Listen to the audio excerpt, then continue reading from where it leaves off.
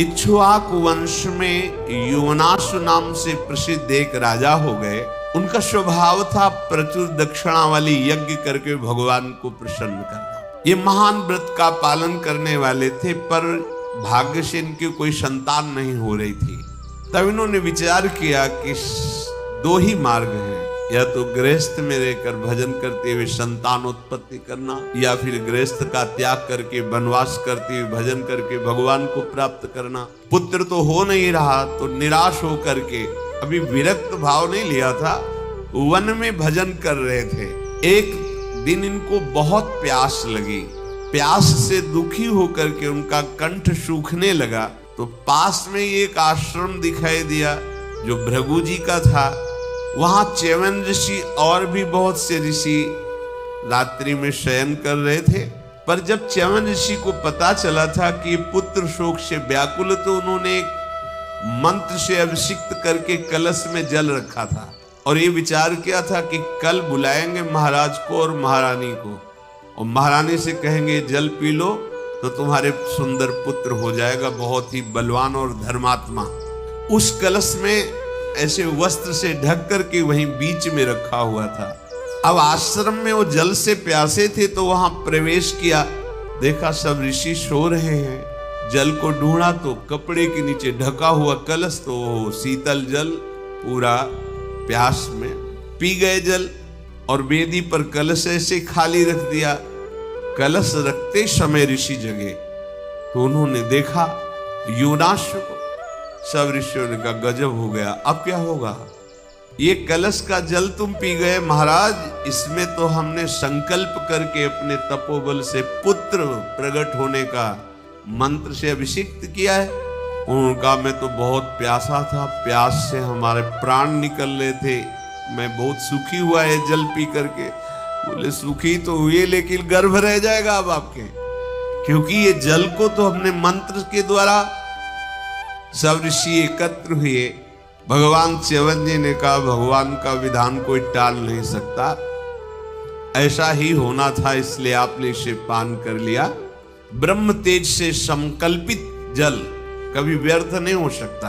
अब आपका उदर बढ़ेगा, आपके उदर में गर्भ बढ़ेगा, पर हम लोग इसे टाल नहीं सकते, पर तुम्हें पीड़ा से बचा सकते हैं। मंत्र दिया कि इसका अनुष्ठान करो, जिससे तुम्हें गर्भ बढ़ने की पीड़ा और गर्भ प्रकट होने की पीड़ा ये सब नहीं भोगनी पड़ेगी, पर तुम्हारे उदर से एक महान दिव्य पुत्र प्रकट ही होगा, उसको टाला नहीं जा सकता। जैसा उन्होंने नियम बताया था, अब उनका गर्भ बढ़ने लगा महाराज के उदर में। बहुत वर्ष बीतने के बाद बाई को फाड़ करके बालक प्रकट हुआ। बाई को फटी, पर वो मंत्र पहले से चल रहा था, इसलिए फटते ही फिर बाई को ठीक हो गई और वो मरे नहीं, जीवित रहे। पहले ही मंत्रों में बड़ी सामर्थ्य। अब ना वैसी पवित्रता रह गई है, ना वैसी भावनाएं रह गई हैं कि हम मंत्र में लगे। ऐसे ऐसे दिव्य मंत्र हैं, पर पवित्रता ना होने के कारण, जितेंद्रियता ना होने के कारण उनका अनुष्ठान ही नहीं हो पा रहा है। कोई भी दुख तुम्हें छू नहीं सकता। भगवान नाम हम कह रहे कुछ नहीं, भगवान नाम, राधा राधा बोलो, कृष्ण कृष्ण बोलो, देखो तो निरंतर जप के तो देखो। कोख फटी, पुत्र प्रकट हुआ, कोख अपने आप ठीक हो गई और स्वस्थ हो गए। सूर्य के समान तेजस्वी बालक। अब जीवन कैसे चले? बालक तो प्रकट हो गए, अब कोई उनके दुग्ध थोड़ी है कि पान करके वो बालक उदर पोषण करे। तो बालक रोने लगा। देवराजेंद्र प्रकट हुए और उन्होंने अपनी तर्जनी अंगुली अमृत श्राव जिससे उसके मुख में डाला और कहा माम अयम धाता। इसीलिए उनका नाम मान धाता पड़ा। मैं इसका पोषण करूंगा। तर्जनी अंगुली से अमृत रस के द्वारा उस बालक का पोषण। वही महाराज मानधाता हुए, जो बहुत ही आज्ञिक और भगवान के भक्त, और शौभरी जी ने जिनकी 50 पुत्रियों से ब्याह किया। इसके बाद वितस्ता नदी, जिसे झेलम नदी कहते हैं, वहां लोमस जी ने दर्शन कराया युधिष्ठिर जी को। बहुत शीतल निर्मल जल, वहां महर्षि गणों के साथ उन्होंने तर्पण और जप आदि किया। फिर जला उपजला नाम की 2 नदियों का दर्शन कराया। इसके बाद कहा कि ये वो क्षेत्र है जहां महान राजा उशीनर सदैव शरणागतों की रक्षा और यज्ञ परायण होकर के भगवान का भजन करते थे। उशीनर को जो पदवी मिली है वो अद्भुत मिली है। महाराज शिवी, तो युधिष्ठिर जी ने पूछा ऐसा कौन सा धर्म कार्य किया जिससे उनको ऐसी अद्भुत पदवी मिली? तो बोले एक दिन की बात है कि महाराज शिवी अपने राज सिंहासन पर बैठे हुए थे, तो इंद्र ने बाज पक्षी का रूप धारण किया और अग्नि देवता ने कबूतर का रूप धारण किया। बाज कबूतर को झपट रहा है, कबूतर जाकर के महाराज शिवी की गोद में बैठ गया। ऐसे गोद में दुलार करने लगे शिवी जी। सामने देखा बाज ने कहा सावधान राजन, आपको तो बहुत धर्मात्मा कहा जाता है, फिर आप ये धर्म विरुद्ध आचरण कैसे कर रहे हैं? मेरे आहार कबूतर को आप अपनी गोद में बैठाल के दुलार क्यों कर रहे हैं? मैं भूख से पीड़ित हूं और ब्रह्मा ने बाज को कबूतर का आहार करना निर्धारित किया है, इसलिए मेरा धर्म है इसको मार के खाना। मैं अपने धर्म से हूं, आप अपने धर्म का परित्याग मत कीजिए। महाराज शिवी बोले पक्षीराज, ये कबूतर तुमसे डर कर घबरा कर मेरी शरण में आया है, ये अपने प्राण बचाने के लिए मेरा आश्रय लिया है। मैं अगर इस कबूतर को तुम्हें सौंप दूं तो मेरा धर्म चला जाएगा। धर्म रहित जीवन व्यर्थ है। देखो ये कथाएं, हर कथा से हमें उपदेश मिलते हैं। अगर कोई हमारी शरण में आ गया है तो हमारे प्राण भले चले जाएं। शरणागत को जे तजई निज अनहित अनुमान, ते नर पावर पाप में तिन्हीं बिलोकत आन। यहां न शास्त्र स्वाध्याय है, न सत्संग है, न समझ है, और बता देंगे कि हाँ भैया हमें सुरक्षित रखो, ले जाओ, तो हमें कोई मतलब नहीं, ये तो जबरदस्ती घुसाया है। अगर कोई शरण में भी आ जाए तो हम ऐसा अपने बचाओ, ऐसा धर्म नहीं कहता। अब ये पक्षी है, पक्षी के लिए क्या? बाज ने कहा महाराज मुझे बहुत भूख लग रही। शिवी जी ने कहा देखो देखो ये कितना भयभीत है कबूतर, भय से कांप रहा है, प्राणों की रक्षा के लिए मेरी शरण ली है, और ऐसी दशा में मैं यदि कबूतर को तुम्हें दे दूं तो मैं सबसे बड़े पाप का अधिकारी बनूंगा, निंदा की बात होगी। नहीं नहीं, एक ब्रह्म ऋषि की हत्या करने का जो दंड मिलता है शरणागत के त्यागने को, उसको वही दंड मिलता है। मैं ऐसा अपराध नहीं कर सकता। आहारात सर्वभूतानि संभवन्ति महीपते, आहारेण विवर्धन्ते तेन जीवन्ति जंतवः। महाराज सारे प्राणी आहार से ही उत्पन्न होते, आहार से ही जीवित है, उनका जीवन चलता है। तो आप कह रहे हैं कि मैं ये आहार नहीं दूंगा, ये अधर्म है आपका, आपको देना पड़ेगा। मुझे भोजन से वंचित करोगे तो मैं मरूंगा, जब मैं मरूंगा तो मेरी बाज स्त्री है वो मरेगी, फिर मेरे बच्चे मरेंगे, पूरे परिवार के मरने का तुम्हें अपराध लगेगा, इसलिए आपको कबूतर देना पड़ेगा। महाराज आप बड़े धर्मात्मा हैं, पर धर्म का बड़ा सूक्ष्म विषय होता है। जो धर्म दूसरे के धर्म का नाश कर रहा हो वो कुधर्म ही कहा जाता है, जिस धर्म से दूसरे का नाश हो रहा हो वो भी कुधर्म कहा जाता है। तो आप इस धर्म के गौरव का विचार करके एक कबूतर की रक्षा के लिए मेरा पूरा परिवार दुख में फंस जाएगा, मैं मरूंगा, पत्नी मरेगी, मेरे बच्चे, इसलिए आप इसे दे दीजिए। राजा ने कहा बातें तो तुम बहुत गुणवान व्यक्तियों जैसी करते हो, क्या तुम पक्षीराज गरुण हो? क्योंकि साधारण पक्षी तो ऐसी ज्ञान की बातें जानता नहीं है, पर तुम कोई भी हो, मैं निश्चित ये कहता हूं कि मैं शरणागत के लिए प्राण दे सकता हूं, लेकिन अब इस कबूतर को नहीं दे सकता। विहंगम तुम्हारा उद्योग केवल भोजन के लिए, मेरा उद्योग धर्म रक्षा के लिए है। तुम्हारे आहार का प्रबंध जरूर करूंगा। इस कबूतर की अपेक्षा जो तुम बोलो, जिसका मांस बोलो, वो मैं तुम्हें दे दूं। बाज ने बोला कि तुमने कभी सुना है कि बाज ने सुअर खाया है कि हिरन खाया है? बाज कबूतर खाता है। मुझे कबूतर का ही मांस चाहिए और किसी का मांस नहीं। विधाता ने मेरे लिए आहार निश्चित किया है, सनातन काल से चला आया है कि बाज का आहार कबूतर है। तुम धर्म के सारभूत तत्व को जानने वाले हो, इसलिए आप ठीक निर्णय कीजिए। राजा ने कहा, मैं शिवी देश का राज्य तुम्हें सौंप सकता हूं, जो तुम कहो सब दे सकता हूं, कबूतर को नहीं। शरण लेने वाले इस कबूतर की रक्षा में निश्चित करूंगा। हाँ, तो यदि आपको इतना कबूतर पर स्नेह उमड़ आया है तो आप अपने शरीर का मांस काटिए और इसके बराबर मुझे दीजिए, मैं संतुष्ट हो जाऊंगा। महाराज शिवी बड़े प्रसन्न हुए और कहा, ये कह करके तुमने बड़ा उपकार किया, ये बड़ा उपकार किया। देखो कितना बड़ा धर्म होता है। धर्म की रक्षा के लिए अपने हाथ से अपने मांस को काट कर रखे। साधारण पक्षी कबूतर, उसकी रक्षा के लिए मेरा मांस मांग करके तुमने उपकार किया। तराजू मंगाया गया, एक पल्ले में कबूतर रखा गया। महाराज शिवी जंघा का मांस, यहां मांस होता है, जरा सुई चुभो के देखो, मांस काट करके रखा। वो कबूतर हो तो तौल जाए, भगवान अग्निदेव हैं।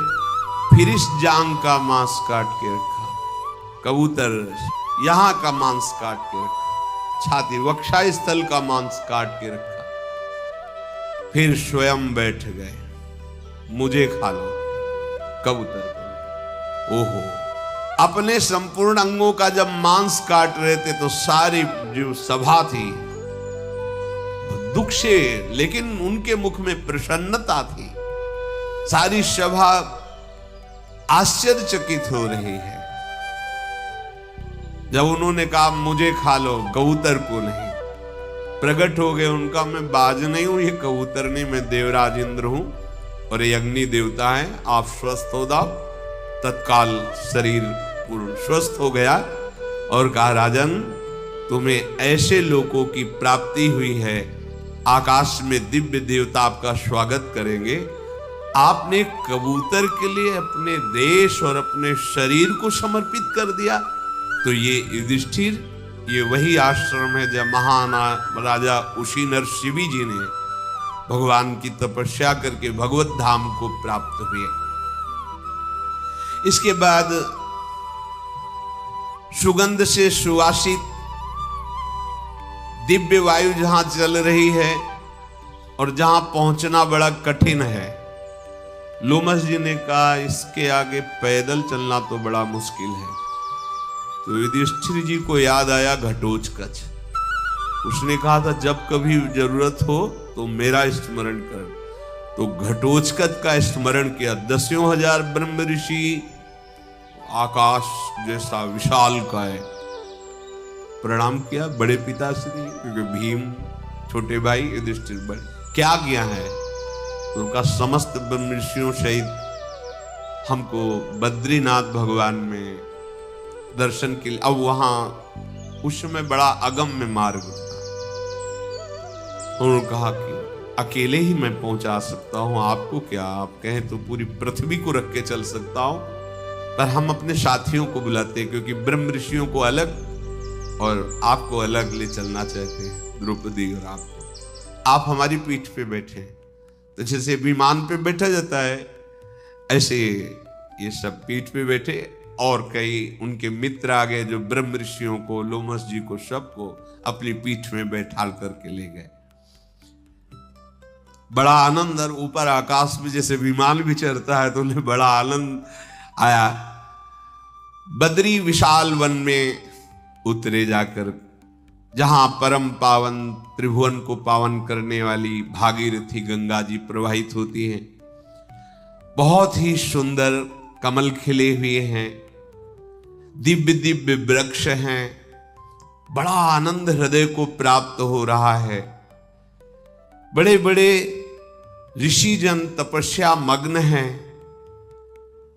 वहां गंगा में स्नान करके पितरों को तर्पण किया और बटलोई साथ में थी। जो चाहो 56 प्रकार के भोग सब ब्रह्म ऋषियों को पाया। वीर पांडव अंदर ही अंदर इस सुख में भी बड़े व्याकुल थे कि अर्जुन कब आएंगे, कब हमारे साथ अर्जुन होंगे। इस सब आनंद में बैठे हुए थे कि आश्चर्य में घटना घटी कि वायु के प्रवाह से 1000 दल वाला कमल आकर के द्रौपदी के सामने गिरा। बड़ा ही सुगंधित, बड़ा ही दिव्य सहस्त्र दल वाला कमल। द्रौपदी जी ने कमल को उठाया, देखा, बोले आज तक हमने ऐसा कमल नहीं देखा। 1000 दल, बहुत ही सुगंधित। ये वायु हमारे पास पहुंचाई है तो कहीं ना कहीं तो होगा। तो भीमसेन की तरफ देखा, आप दूसरा कमल ला सकते हैं ऐसा? भीमसेन ने कहा, अगर रचना रची है विधाता ने इस कमल की, कहीं और है तो कहीं भी हो मैं जरूर लाऊंगा। उनका मेरे मन को बहुत आनंद होगा यदि आप ऐसा कमल लाएंगे, और मैं इस कमल को धारण करना चाहती हूं। ऐसा एक कमल और, एक क्या अगर इसका वन होगा तो मैं वन उजाड़ करके ले आऊंगा। यहां आप आराम से रुकिए, मेरा इंतजार कीजिए। मनोहर नेत्र प्रांत वाली अनिंद सुंदरी द्रौपदी जब ऐसे बोली तो भीमसेन युधिष्ठिर से आज्ञा लेकर के, अब उन युधिष्ठिर जी को लग रहा आसपास कहीं से उड़ के आया होगा। कमल ऐसा थोड़ी कि योजनों दूर से आया होगा, आसपास होगा, पर वैसा नहीं, वो दिव्य था। महाबली भीम युधिष्ठिर जी की आज्ञा लेकर उस फूल को लाने के लिए तुरंत चले जिधर से वायु आई थी। हाथ में उनकी विशाल स्वर्ण से जटित गदा है, जैसे मद रस को बहाता हुआ कोई मतवाला गजरा, जैसे पर्वतों को विदीर्ण करते हुए अपनी भुजाओं की टक्कर से बड़े बड़े वृक्षों को तोड़ते हुए वायु वेग से आगे बढ़ रहे हैं। भीम की धमक सुनकर के बड़े बड़े गजराज और सिंह चिघाड़ने लगे। बाहुबल अमित बलशाली। भीमसेन उस पुष्प को ढूंढ रहे हैं सरोवरों में, पर वो यक्ष गंधर्व देवता ब्रह्म ऋषियों से सेवित पर्वत पर पर्वत लांघते चले जा रहे हैं, पर कहीं वो पुष्प उनको दिखाई नहीं दे रहा है। बड़े बड़े गजराजों का जब सामने परिकर आता तो भीम अपनी ताल ठोक कर गरजते तो भागते नजर आते गजराज, चिघाड़ मारते हुए। जब कई पर्वतों को लांघ करके भीम आगे गए तो ये जंगली पशुओं का चीत्कार सुन करके हनुमान जी ने सोचा है तो गड़बड़ कर देंगे, आगे तो देव सिद्धों की भूमि, कोई ऋषि इनको साप दे सकता है। समझ गए कि वायुपुत्र मेरे भाई भीमसेन जा रहे हैं, इनको कोई रोक सकता नहीं, अपराध निश्चित बनेगा, क्योंकि यहाँ एक से एक ब्रह्म ऋषि तप में लगे हैं। तो भीमसेन का मंगल करने के लिए जहां से मार्ग था थोड़ा निकलने का, वहां हनुमान जी महाराज बैठ गए, पूंछ फैला ली और ऐसे बैठ गए। आगे केलों से कदली बन था घिरा हुआ, बड़े ही सुवासित सुगंधित केले। किसी का कोई भय तो है नहीं, अपने प्रहार से केलों के ऐसे वृक्षों गिराते हुए मार्ग बनाते चले जा रहे हैं। जब आगे देखा तो बानर बैठा हुआ है मार्ग में। तब कहा, मार्ग छोड़िए। तो जमवाई लेते हनुमान जी ने कहा, देखो मैं बूढ़ा हूं, थक गया हूं, रोगी भी हूं, हिम्मत नहीं हमारी उठने की। अपनी पूंछ को ऐसे फटकार कर, जैसे बिजली की गड़गड़ाहट, ऐसी पूंछ उठा के पटकने पे हुई। भीम ने कहा, मुझे डर पाओ मत, अगर दोबारा पूंछ फटकारी तो यमराज के पास भेज दूंगा। अब भीम तो, हनुमान जी मुस्कुराए। भीमसेन के रोंगटे खड़े होने लगे बल से, मतलब एक आवेश जनित। विशाल भुजाओं वाले भीमसेन ने चकाचौंध करने वाली बिजली सी आंखें हनुमान जी की। हनुमान जी ने से देखा, देख क्या रहे हो, हटो मार्ग से। फिर आराम से देख रहे हैं भीम के शरीर को कि हाँ है वायुपुत्र मेरे जैसा है, बलवान है। फिर शांति से ऐसे परम बुद्धिमान महाबलवान भीमसेन ने, तुम मार्ग रोककर हिमालय की तरह बैठे हो और मेरी आवाज सुनकर तुम्हें भय नहीं लग रहा है, इससे लगता है कि तुम यमराज का दर्शन करोगे, अर्थात मरना चाहते हो। हनुमान जी बोले, भैया मैंने तो कुछ कहा नहीं, मैं तो रोगी हूं और बीमार आदमी पड़ा हूं। अब तुम इतने समझदार हो, बलवान हो, तो भला वैसे ही मैं बीमार हूं, काहे को पीड़ा दे रहे हो? तुम्हें दया करनी चाहिए हम पर। देखो हम तो पशु योनि में हैं और आप तो धर्मात्मा बलवान मनुष्य योनि पर हो, तो तुम्हें हम पशुओं पर दया करनी चाहिए ना। पर पता नहीं तुम्हारे जैसे बुद्धिमान लोग इतना अभिमान क्यों करते हैं अपने बल का। ऐसा अभिमान नहीं करना चाहिए जैसा तुम बोल रहे हो कि हम यमराज के पास भेज देंगे। तुम्हें धर्म का ज्ञान नहीं है क्या? मालूम होता है तुमने वयोवृद्धों की सेवा नहीं की है। हमें लगता है तुम्हारी मंद बुद्धि, इसलिए तुमने महात्माओं का संग नहीं किया है। बोलो तुम कौन हो, इस वन में क्यों और किस लिए आए हो? यहां किसी मानव का प्रवेश नहीं है, यहां तो सिद्ध महर्षियों का प्रवेश है। जहां तक तुम आ गए हो यहां कोई मानव नहीं आ सकता है। अपना परिचय दो, यहां से आगे क्यों जाना चाहते हो? ये सिद्ध पुरुषों का मार्ग है, तुम्हें कोई ऋषि शाप दे देगा, नष्ट कर देगा। मैं दया से प्रेरित होकर के तुम्हें आगे नहीं जाने दूंगा।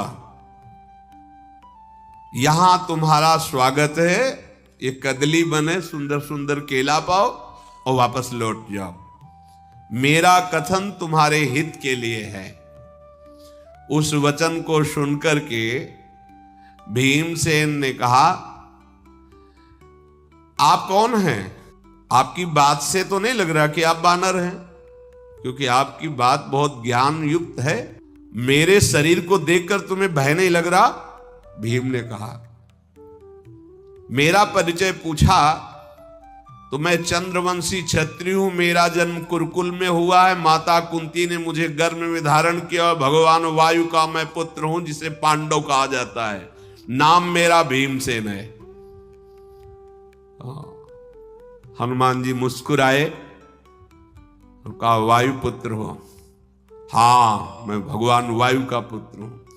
तो भैया मेरा परिचय सिर्फ इतना है कि मैं बानर हूं, बूढ़ा हूं, थक गया हूं और मैं मार्ग तुम्हें नहीं दूंगा। लौट जाओ, नहीं तो तुम्हारे प्राण संकट में पड़ जाएंगे। भीमसेन ने कहा, वानर इतने बोलने की हिम्मत किसी में नहीं कि मेरे प्राण संकट में पड़ जाएंगे। मतलब अब तुम दुष्परिणाम भोगना ही चाहते हो। अब मैं सीधे पूछ रहा हूं, रास्ता दोगे कि नहीं या मेरे हाथों से मरोगे? हनुमान जी ने कहा, भैया बताया ना मैं रोगी हूं, मेरे में उठने की सामर्थ्य नहीं। जाना चाहते हो तो आप मुझे फेंक दो और निकल जाओ। भीमसेन ने कहा, शास्त्र आदेश करता है किसी जीव को लांघना बड़ा भारी पाप है। हर विषय को समझ करके अगर हम जीवन जिए तो निष्पाप जीवन। अब किसी को भी लांघते नहीं, किसी को भी लांघना नहीं। जैसे कोई सो रहा है, कोई पशु भी है, या आप साइड से निकल जाइए, मार्ग ना हो तो भले जगा कर अलग कर, लेकिन लांघना नहीं चाहिए। सहसा किसी को देखो, जैसे आजकल नहीं लोग लात मार देते हैं किसी भी पशु को। एक लात ही मारी थी विभीषण जी को, विनाश लीला प्रारंभ हो गई थी। कुछ ऐसे अपराध जिनको तुम जानते ही नहीं हो, किसी भी जीव को नहीं लांघना है। जैसे व्यक्ति सो रहे हैं, आप लांघते हुए जा रहे हो, आपके पुण्य नष्ट होते चले जा रहे हैं। बोले शास्त्रों में वर्णन है कि किसी भी शरीरधारी के शरीर को लांघना नहीं है। मैं शास्त्र विरुद्ध आचरण नहीं करता, तुम्हारा उल्लंघन नहीं करता। शास्त्रों के द्वारा मुझे पता चला है भूत भावन भगवान सब में विराजमान है, इसलिए किसी की अवहेलना नहीं करनी चाहिए। अगर तुम मुझे ऐसा समझते हो तो मैं एक छलांग में पूरा ये पर्वत लांघ सकता हूं, तुम क्या चीज हो? भीम ने कहा। हनुमान जी मुस्कुराए, अच्छा तो तुम्हारी इतनी छलांग है? बोले मेरी तो इतनी छलांग, लेकिन मेरे भाई की इतनी छलांग है, पूरे समुद्र को लांघ गए थे। अच्छा तुम्हारे भाई का क्या नाम? बोले हनुमान जी। हनुमान जी मुस्कुराए, अच्छा तुम्हारे समुद्र लांघ गए थे? हाँ।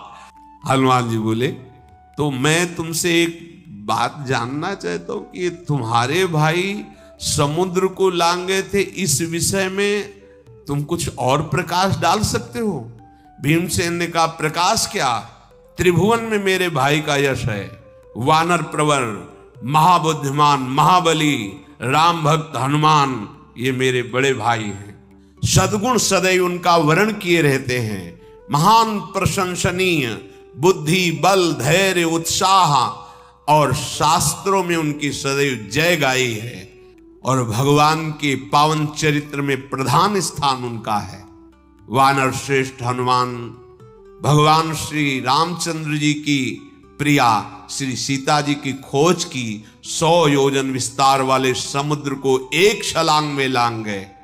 मेरे पराक्रमी वानरवीर भाई श्री हनुमान जी महाराज हैं, उन्हीं के समान मैं तेजस्वी बलवान और पराक्रमी हूं।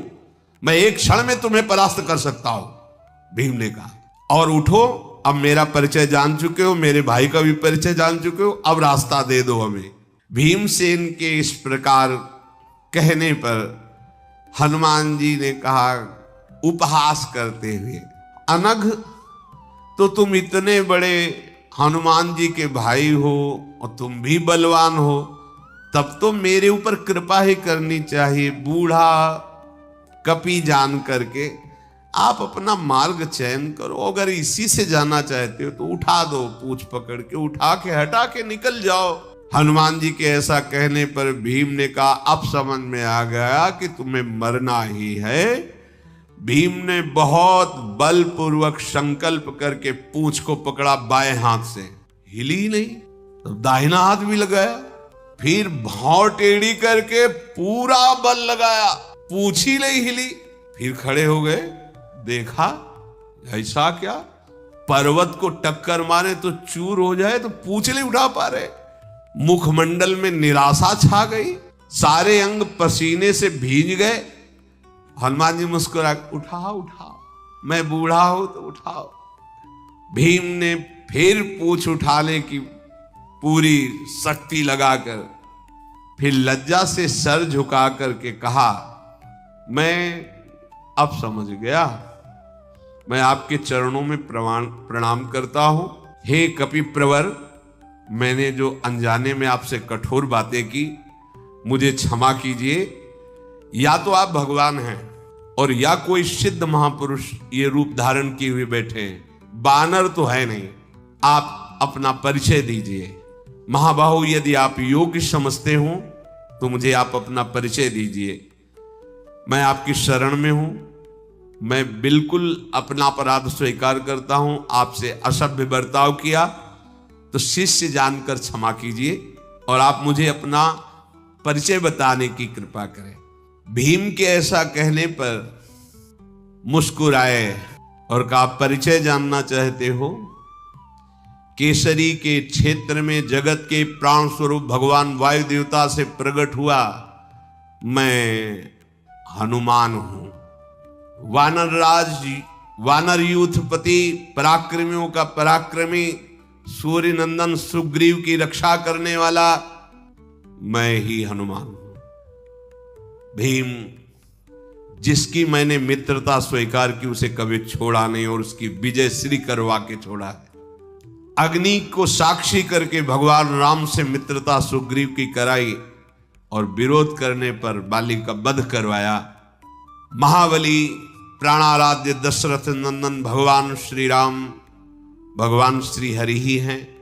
वो जब मनुष्य रूप धारण करके इस भूतल पर आए और अपनी पिता की आज्ञा पालन करने के लिए अपनी प्रियाजू के साथ, छोटे भाई लक्ष्मण के साथ दंडकारण्य में आए, तो उन धनुर्धरों में श्रेष्ठ रघुनाथ जी की सेवा करने का मुझे अवसर मिला। दंडकारण्य में आकर जन स्थान में एक दिन दुरात्मा राक्षस रावण माया से सुवर्ण रत्न में विचित्र मृग का रूप धारण कराने वाले मारीच का वहां भेजना, प्रभु का उसका वध करना, सीता जी का अपहरण छल पूर्वक होना, सीता जी के अपहरण होने पर उनकी खोज में प्रभु को आगे बढ़ना, महात्मा सुग्रीव के साथ मित्रता करके किष्किंधा का राज्य प्रदान करना, पूरे रामचरित्र का संकेत में हनुमान जी ने वर्णन किया। भगवान श्री राम इसके बाद जब वनवास करके 11,000 वर्ष तक पृथ्वी में अयोध्यापुरी में राज्य शासन किया, फिर वो अपने परम धाम को गए। भीम जहां तुम आए हो, यहां केवल देवता और गंधर्व आकर मुझे रामचरित्र सुनाते हैं, यहां दूसरों का प्रवेश नहीं है। मैंने इसीलिए तुम्हें रोका कि अगम्य स्थान है, आगे कोई अपराध बन जाएगा तुमसे, इसलिए तुम अब इस मार्ग में आगे मत जाओ। हनुमान जी के ऐसा कहने पर भीम आनंद से नाचने लगे कि ओहो, मैं अपने बड़े भाई से ये सभ्य बर्ताव कर रहा था। हनुमान जी के चरण को पकड़ करके प्रणाम किया और मधुर वाणी में कहा, आज मेरे भाग्य उदय हो गए, आपके दर्शन हुए। हनुमान जी ने भीम को गले से लगा लिया।